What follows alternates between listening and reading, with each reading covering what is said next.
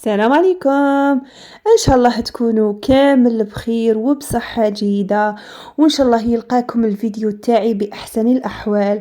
دائما في البداية نقول اللهم صل على سيدنا محمد عليه افضل الصلاة وازكى السلام. اما بعد، اليوم جبت لكم وصفة واعرة بزاف خياتي، وصفة تاع كيك المحلات، يعني بالطريقة اللي راهم يديروه بها المحلات ذكا. يعني جبت لكم السر من اسرار تاع الخدمه نتاعهم خياتي، صدقوني وصفه ما شاء الله، يجي بيض من الداخل ويجي متجمر من الفوق، صدقوني وصفه ولا اروع. يعني راح يشد معاكم مده، يعني لا باس بها، يعني حتى ال10 ايام ولا يقعد على حاله. سورتو اللي يحبوا يخدموا على روحتهم. انا هنا راح نديره لكم بدون محسن، يعني درتو غير بالخماره تاع الحلويات، وكاين اصحاب المحلات يديروه بالمحسن. يعني بالمحسن ولا بلا محسن يعطيكم نفس النتيجه خياتي، ويجي ما شاء الله.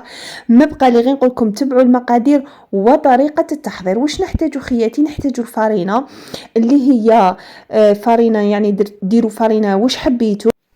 كما قلت لكم خياتي، ديروا الفارينه واش حبيتو. ليسونسيال ديروا 630 غرام تاع فارينه، ديروا 5 حبات تاع البيض، ونستعملوا الزبده. يعني انا قلت لكم طريقه تاع المحلات يستعملوا الزبده تاع اوبلين، هذه تاع الباكيات، وكاين اللي يشرو بالميزان، هما يشروها بالميزان. انا شريت غير هذه جد ما نخدم بها برك اوبلين، يعني راهي تتباع عند المحلات. شحال نستعملوا لا مارغارين تاع اوبلين؟ نستعملوا 620 غرام تاع لا مارغارين تاع اوبلين، تكون طريه، يعني تكون بدرجه حراره الغرفه. واش نحتاجو كذلك؟ نحتاجو 250 غرام تاع سكر عادي، ونضرب، يعني نضرب كلش حتى يعني تجانس الزبده مع السكر. انا هنا درت الزبده والسكر ودرت لافاني وقرصه الملح. بلا ما ننساو انا في المقادير ليسونسيال نخلي لكم المقادير في صندوق الوصف. كذلك راح نديرو باكي ونص تاع خماره تاع الحلويات عادي. لا علينا خياتي، قلت لكم نضرب الزبده مع السكر مليح، ومن بعد كي نشوفوا الزبده تاعنا مع السكر ذابت، يعني تحبوا تستعملوا البيتخان، تحبوا تستعملوا الباتور، يعني اللي ما عندهاش بيتخان دير الباتور عادي. ومن بعد كت البيض 5 حبات تاع بيض، نرميو بالحبه خياتي، ما نرميوش على جهه، يعني نرميو بالحبه ونضربوا. الباتور تاعنا راهو يدور، وحنا رانا نرميو بالحبه حتى تضرب كامل المكونات. بعد ما نضربوا البيض تاعنا نبداو نضيفوه في الفارينه. قلت لكم الفارينه 630 غرام تاع فارينه، نديروا معاها باكي ونص تاع خميره الحلويات، وعندنا كذلك فنجان تاع لاتاي تاع حليب يكون دافي ماشي بارد. كما قلت لكم خياتي، تقعدوا هكا تضربوا، تديروا الباتور تاعكم راهو يدور، وترميو بالمغرفه تاع فارينه، بالمغرفه خياتي، حتى نكملوا كامل الكميه تاعنا تاع الفارينه. وقلت لكم هذا الكيك يجي بيض من الداخل، يجي ما شاء الله، يعني يجي ولا اروع. يعني جربتو يعني حقيقه توب، انا عجبني ما نكذبش عليكم خياتي. وحنقول لكم حاجه ثانيه، الكيك تاع الزبده يجي بزاف بنين على الكيك تاع الزيت. يعني بين الكيك تاع الزبده والكيك تاع الزيت كاين فرق. الكيك تاع الزبده انا اللي عجبني بزاف، كنت درت لكم ديجا كيك ما قبل تاع الزبده ودرت لكم تاع الزيت، لكن تاع الزبده هو اللي بنين على تاع الزيت. لا علينا خياتي. واش راح نقول لكم ثاني خياتي باش ما ننساش؟ هذه الكميه اللي عندها المول تاعها تاع الكيك صغير، راح تقطع لكم 2 تاع الخبزات تاع الكيك. انا المول تاعي شويه كبير، راح ندير خبزه، ولا عندكم الليمول الصغار تاع الكيك هذوك الصغار راح يزيد لكم معاهم 2 خبزات حتى 3 خبزات. انا ليسونسيال دارت لي خبزه تاع كيك مع 2 صغار تاع قلب.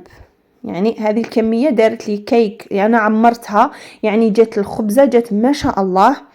يعني اللي حبت تخدم على روحها دير هذوك تاع الكاغط اللي راهم يتباعوا يجوا متوسطين في الحجم، دير 2 يجوها سوا، يعني هذه الكميه دير لك تاع 2 خبزات. كيما راكم تشوفوا خياتي، شوفوا الخليط كيفاش يجي، ما يجيش جاري بزاف، وما يجيش يابس بزاف، يجي يعني يجي كيما حنا نقولوا كي تطلقيه هكا يتقطع بشويه. هذا هو الخليط نتاعنا. شوفوا هنايا المول تاع الكيك تاعي انا دهنته بالزبده ورشيت له الفرينه وراح نعمره دوكا، يعني عمروه كيما تحبوا. ليسونسيال ما يتعمرش للفوق كامل، نخلوه يعني جهد اصبع او اصبعين، هو راح يزيد يتنفخ كما نعرفوا. وراح نحكي لكم على درجه حراره تاع الكوشه تاعكم. شوفوا خياتي، قبل ما تدخلوه شعلوا الكوشه تاعكم تسخن على 140 150، ما تزيدولوش 140 150، لازم تكون درجه حراره متوسطه، لانه الكيك تاعكم راح يطيب لكم من برا ويقعد لكم مخضر من الداخل. احنا لازم نتفاداو هذه الحاجه.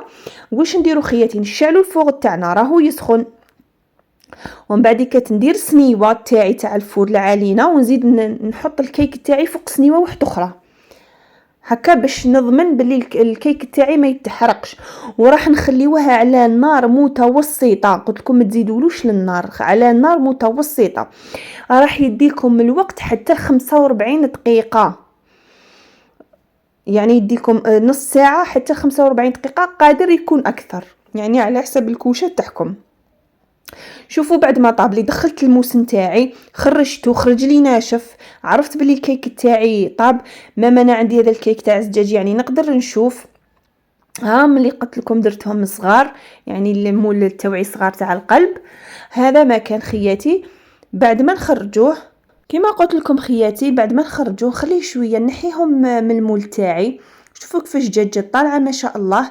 هنا ندير لها الناباج، يعني لا جيلي، دفيوها ولا دبر راسكم ودهنوا كامل الكيكه تاعكم. واللي حب يدير لها غير سكر غلاس من الفوق يعني يقدر يدير لها سكر غلاس.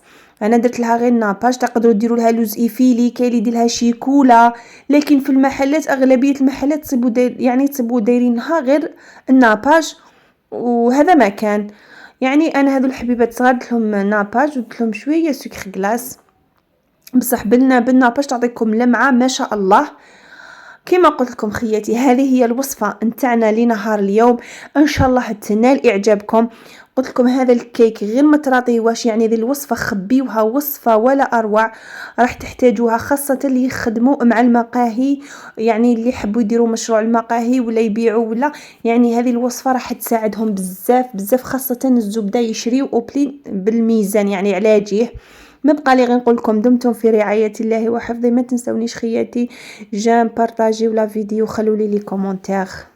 باي باي.